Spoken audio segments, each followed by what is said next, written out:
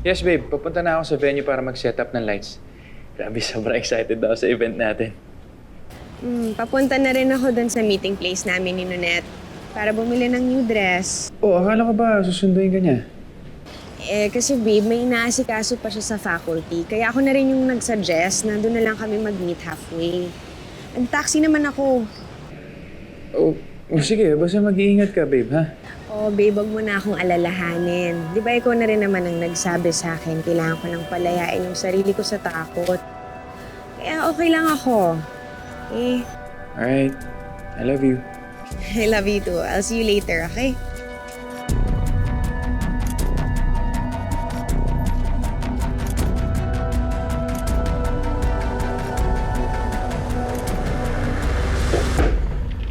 Kaya nang bahala dito, ha? Yes, sir. Punta muna ako sa venue. Jordan, may good news at bad news ako sa'yo. Anong gusto mo unahin ko? Alam mo, wala akong pakialam. Ayoko na marinig kung anong sasabihin mo. Kaya mabuti pa umuwi ka na lang, Shaira. Oh, really? Ayaw mo talaga malaman?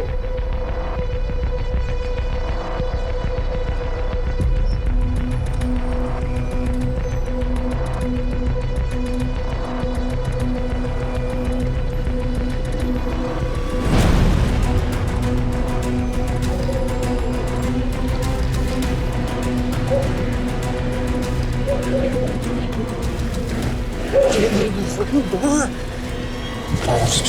Makipag-usap sa'yo na maayos. Umalis ka na, di ba? Sabi mo, patatahimikin mo na kami. Oo, umalis ako. Dahil ang akala ko, wala na akong rason para manatili pa sa Wala na talaga. Wala na. Tapos alam ko na yung totoo.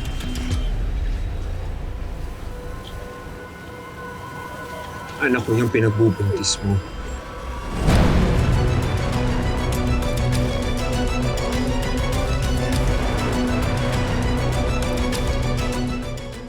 Alam ko na yung totoo.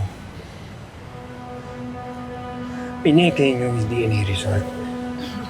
Peke yung hawak niyo. Pineke niyo. Para may tsapwera ako dyan sa buhay niyo. Sabi nang tigilan mo na ako, di ba? Tulong! Tulong!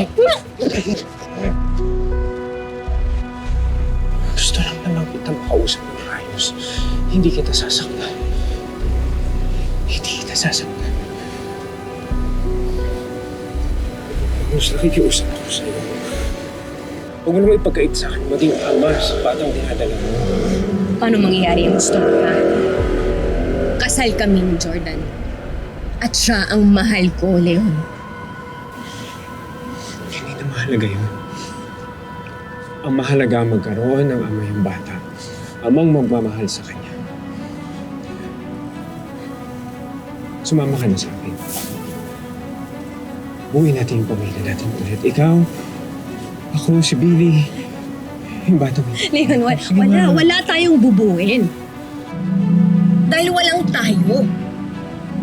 Kahit kailanman, hindi naging tayo.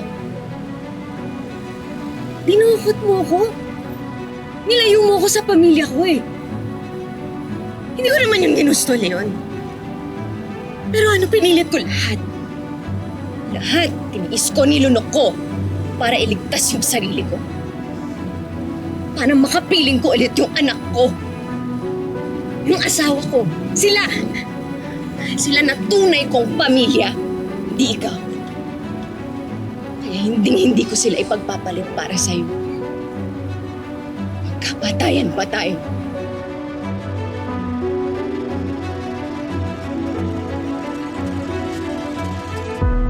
Tahimik na ng buhay namin. Huwag mo nang guguluhin pa. Kahit ano pang sabi mo, hindi naman na ako interesado eh. Lahat na lang ng paninira gagawin mo para makabalik sa akin. Pwede ba makinig ka muna sa akin? Hanggang ngayon ba, hindi mo pa rin naiintindihan? Nakapag-desisyon na ako. Si Christy ang asawa ko at siya ang paulit-ulit kong pipiliin kasi siya yung mahal ko. At bakit? Minahal mo rin naman ako ah. At huwag mo sasabihin sa akin hindi. Kaya please, makinig ka muna sa akin ngayon. Lahat tayo naging biktima dito.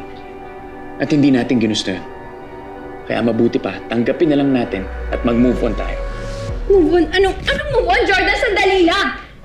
Paano yung bata? Paano yung anak ko?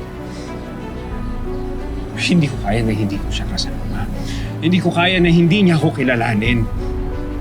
Manguslokohin mo na lahat pero hindi mo ko maluloko. Alam ko na anak ko yung pinagbubuntis mo. Kung may malasakit ka talaga sa anak mo, sana maisip mo. Sana maisip mo. Ilalagay mo siya sa peligro. Paano ka magiging ama niya? Ipugante ka. Leon, hindi ka nakakabuti sa kanya.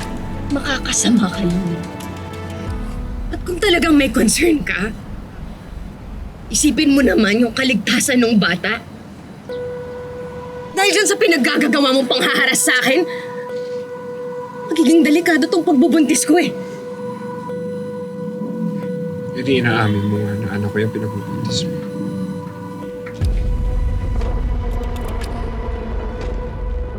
Wait lang! Makinig ka muna sa akin! Huwag na wag mo ipagmamalaki sa akin na magkakaanak na ulit kayo ni Christy kasi sinungalingan yan! Jordan, please! Please! Jordan, niloloko ka lang ni Christy! Jordan!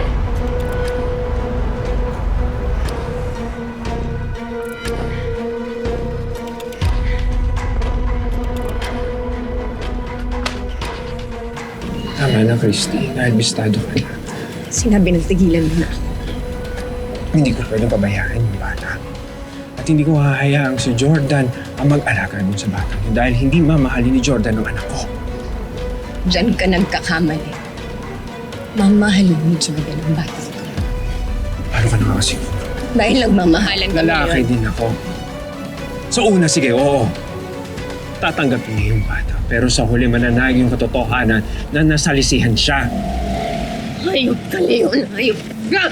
Alam mo, nakikipag-usap ako sa inyo maayos. Pero dahil ayaw mo makipag-usap sa akin maayos, si Jordan ang kakausapin ko. Siya ang kukumbinsihin ko. Leon, huwag mo! Yan, Leon! Bakit? Hindi ko ba alam ni Jordan ang totoo?